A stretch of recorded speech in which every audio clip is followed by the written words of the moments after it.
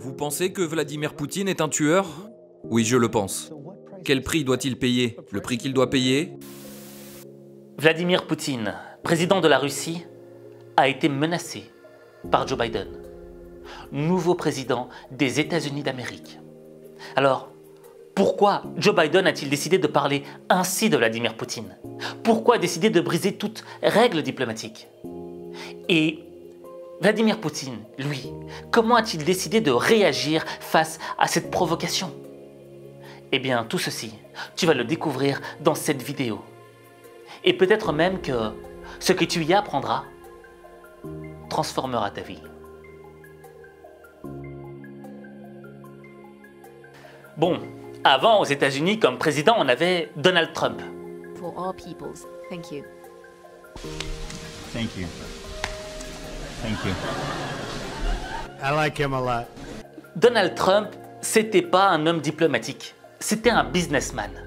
Et donc, lorsqu'il fallait négocier avec lui, fallait pas négocier en termes diplomatiques, mais en termes businessman. Et l'idée, c'était quoi? C'était de faire en sorte que Donald Trump sente qu'il a gagné quelque chose. Parce qu'en gagnant quelque chose, il pouvait se rediriger vers son peuple et dire « Regardez, j'ai gagné ». Donc, c'était vraiment un mindset de business, quoi. Le mec voulait gagner à tout prix et montrer aux gens qu'il gagnait. Mais avec l'élection de Joe Biden, la donne a changé. On est revenu sur les anciens codes, les codes diplomatiques. Et les États-Unis étant la première puissance mondiale, pour s'imposer, ont décidé d'utiliser la force. Et c'est ce qu'on devine lors de cet entretien entre des hauts gradés chinois et américains. Froid, glacial, à l'extérieur comme à l'intérieur. La première rencontre officielle entre les diplomaties américaines d'un côté et chinoises de l'autre tourne à l'affrontement verbal et c'est le chef de la diplomatie américaine qui va lancer les hostilités. Nous allons discuter de nos profondes inquiétudes au sujet des actes de la Chine concernant le Xinjiang, Hong Kong, Taïwan, les cyberattaques contre les États-Unis et la coercition économique contre nos alliés. La réponse du plus haut gradé pour la diplomatie du Parti communiste chinois ne se fait pas attendre. À propos de ces cyberattaques, laissez-moi vous dire, que ce soit concernant la capacité de lancer ces cyberattaques, ou bien celle d'avoir les technologies nécessaires pour le faire, les États-Unis sont de toute façon les champions en la matière. La passe d'armes se poursuit. Les États-Unis n'ont pas les qualifications pour prétendre parler à la Chine depuis une position de force. Je viens d'effectuer ma première visite au Japon et en Corée du Sud. Et je dois vous dire que ce que j'ai entendu est très différent de ce que vous venez de dire. De part et d'autre, les visages sont fermés. Cette rencontre confirme le fossé profond qui existe entre les deux premières puissances mondiales. La Chine accuse les États-Unis d'ingérence dans ses affaires intérieures et promet des mesures fermes en réponse. Alors cette situation, elle est vraiment sous tension. On ressent la tension entre la Chine et les États-Unis. Pourquoi, d'enfant? Pourquoi cette tension? D'où naît-elle? Eh bien, je te dirais qu'il faut qu'on retourne en arrière dans le temps, à l'époque de la Grèce antique, où Sparte était un petit peu le leader mondial. Et Athènes était le numéro 2, la puissance émergente, la puissance qui monte. Eh bien, Sparte, voyant Athènes monter et commencer à prendre de plus en plus de place et de puissance, a décidé d'attaquer. D'attaquer par crainte de voir Athènes devenir numéro 1. Et c'est un petit peu ce qui se passe avec les États-Unis et la Chine. Les États-Unis sont numéro 1 mondial, mais ils voient l'émergence de la Chine. La Chine devient inarrêtable. On ne peut pas les arrêter. Ils commencent à avoir du pouvoir partout et à s'étendre. Or, un moment viendra où les deux puissances seront à égalité.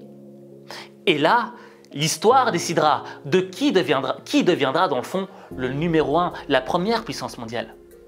Or, les États-Unis ne veulent pas que la Chine arrive à un niveau égal, car le combat serait trop difficile. Donc, autant s'imposer par la force maintenant, lorsqu'ils sont encore un peu plus bas, pour éviter qu'ils nous égalisent. Alors, pourquoi, dans le fond, alors que Joe Biden est en tension totale avec la Chine, décide-t-il de parler ainsi de Vladimir Poutine? Vous pensez que Vladimir Poutine est un tueur? Oui, je le pense. Quel prix doit-il payer? Le prix qu'il doit payer, vous le verrez rapidement.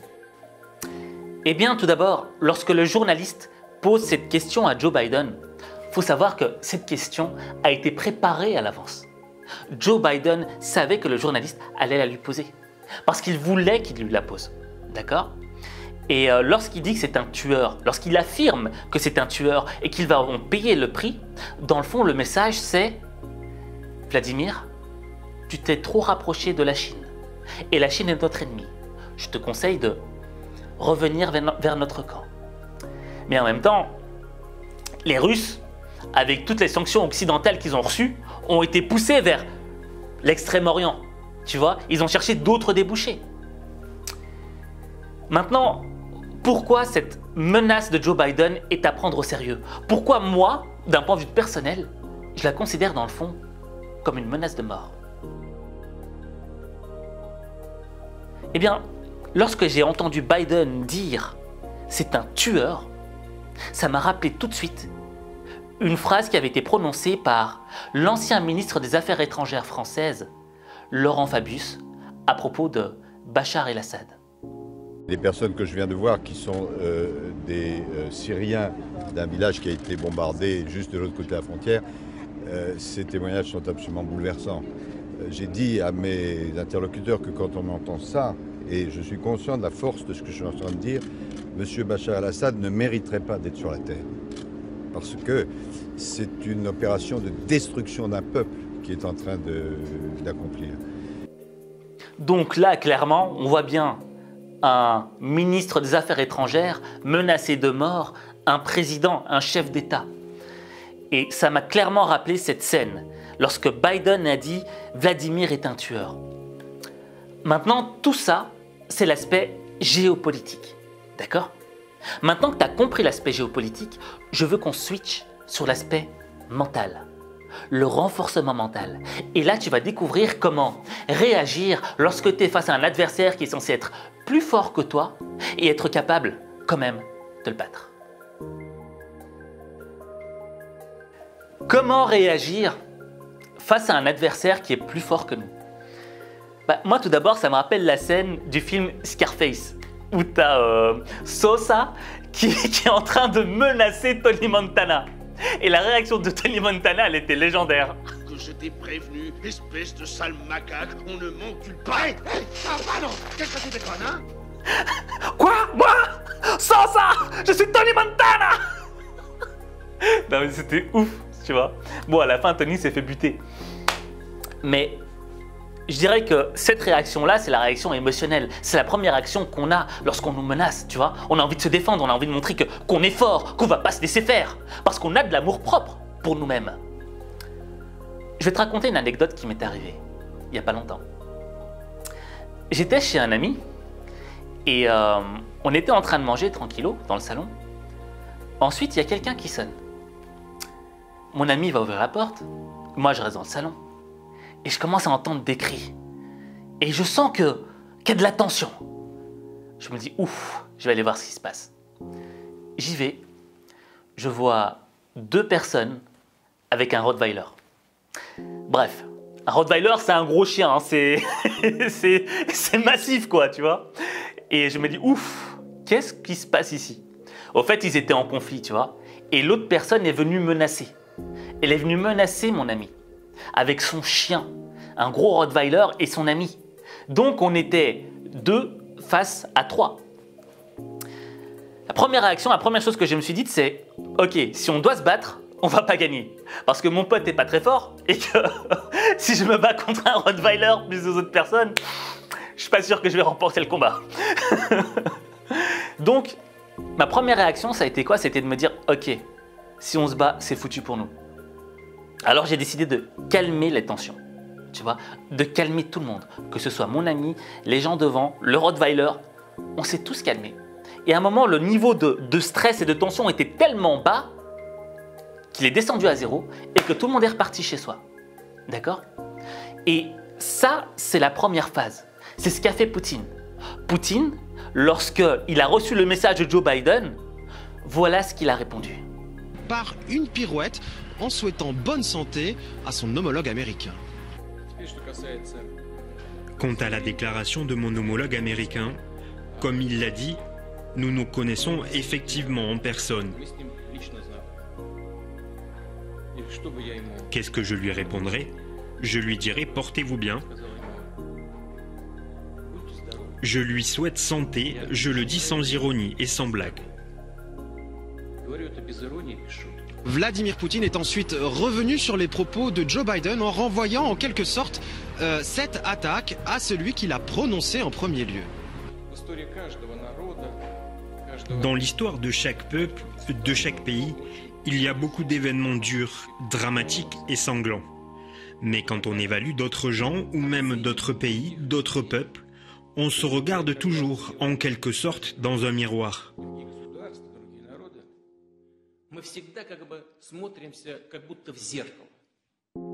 On se voit toujours soi-même parce qu'on attribue à autrui ce qui nous est propre, ce que nous sommes par essence.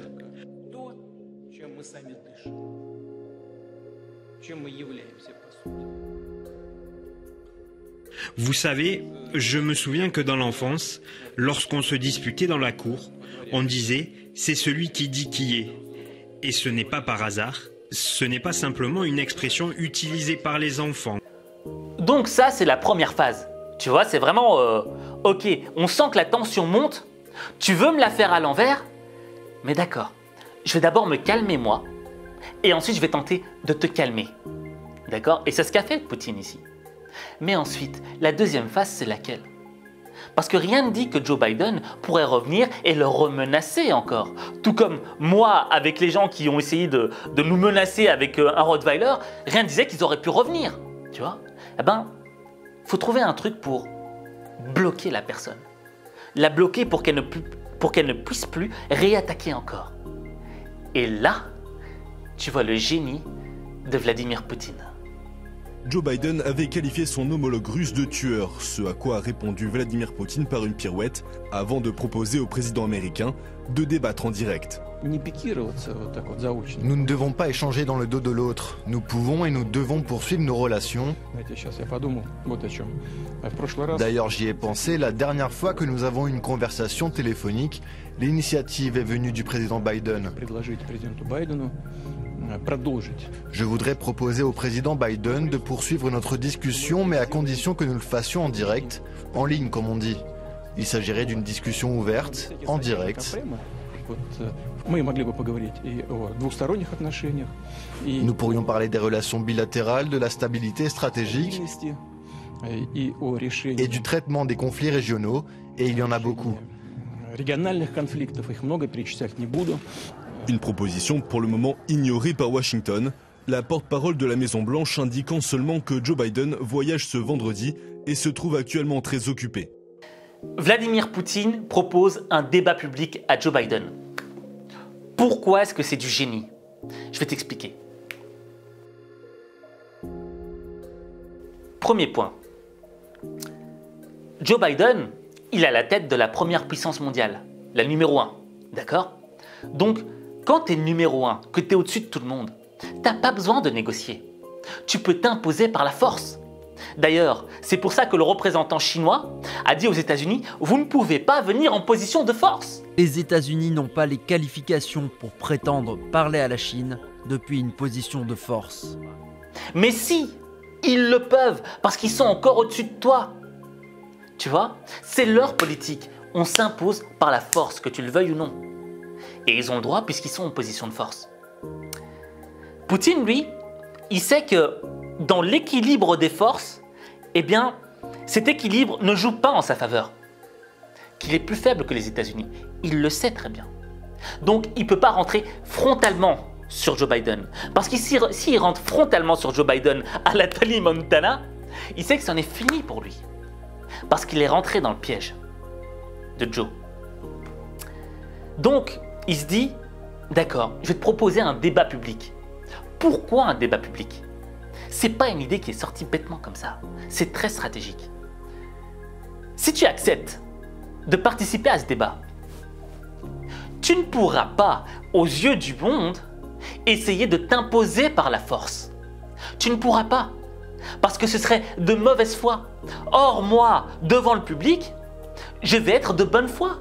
Je vais essayer de négocier avec toi. Mais toi, comme tu es dans une position de force et que tu n'as pas besoin de négocier, tu seras obligé de négocier pour ne pas perdre la face au monde.